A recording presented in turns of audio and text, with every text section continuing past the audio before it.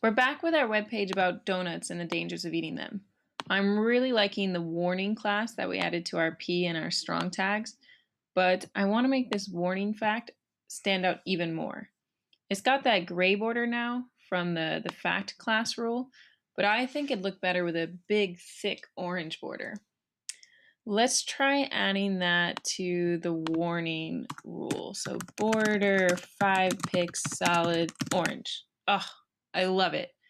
But it's also on the strong tag and it doesn't look so good in line with that text there. I only want it to be on the warning paragraph, not warning text that's in line like that. How could I make a more specific CSS rule? Well, one approach is to make a whole new class, warning paragraph, and move the properties there. But we don't have to do that. Instead, we can tell the browser to only apply the border properties to paragraph tags that have the warning, but no other tags that have the warning class.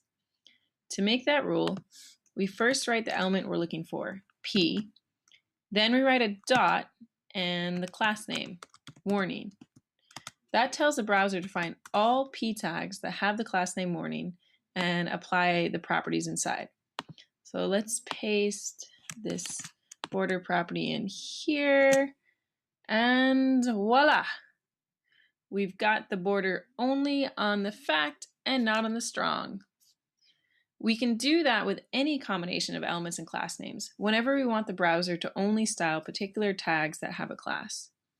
Make sure you follow exactly this sequence: the tag name, the dot, and then the class name.